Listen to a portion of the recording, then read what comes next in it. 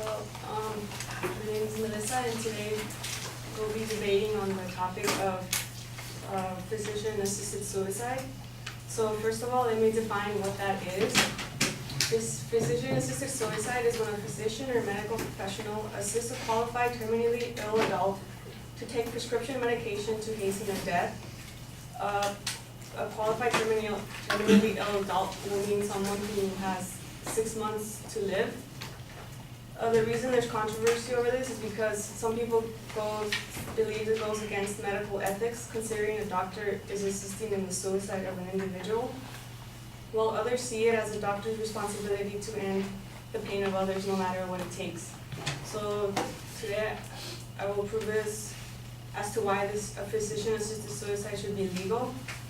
1, it's because they're suffering, and 2, is people feel they lose control. And 3, assisted suicide will help the terminally ill. So with number 1, that they're suffering, there are a lot of people who have a lot of pain.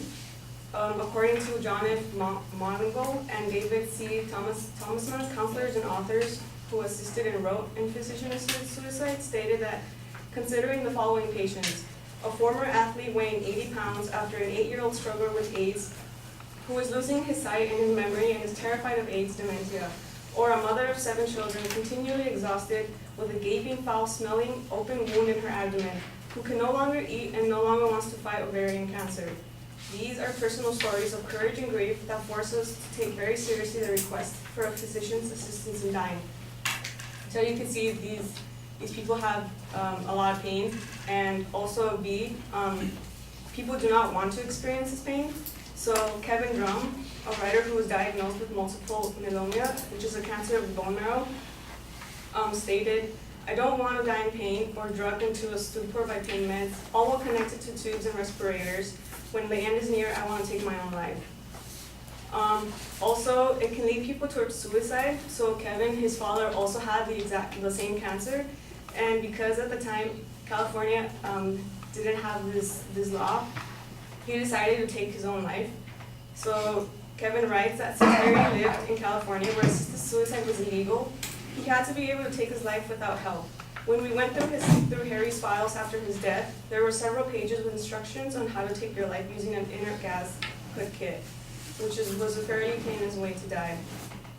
So on to my second claim, that people feel they lose control, which leads to point A, that many do it to retain dignity.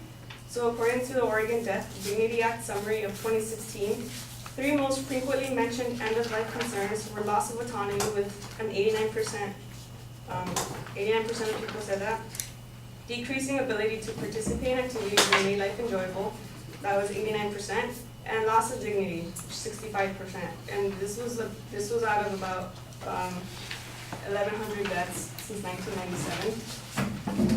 So also an example would be Brittany Maynard, who was a 29-year-old woman with terminal brain cancer. During her interview on CNN, she stated that, "I do not want to die, but I am dying, and I want to die on my own term."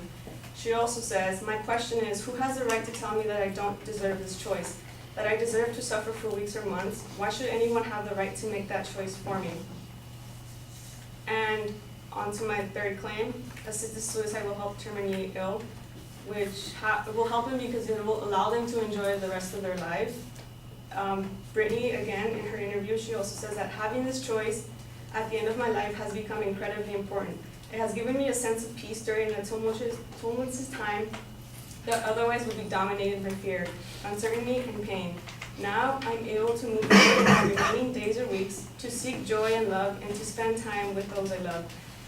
And I know that I have a safety net. So, and also B, it would only apply to people who are eligible, who, according to Oregon's Death Dignity Act, requirements include, along with only 6 months left to live, the requirements included 2 oral requests and a written request from the patient. The patient must also be referred to counseling if a mental illness is suspected, and the attendant physician must inform the patient of alternatives, including palliative care, hospice, and pain management options. So before they are able to have this choice, doctors are to make sure that these patients know that there is alternatives, and to make sure that they have the mental ability to make this choice in the first place. Thank you.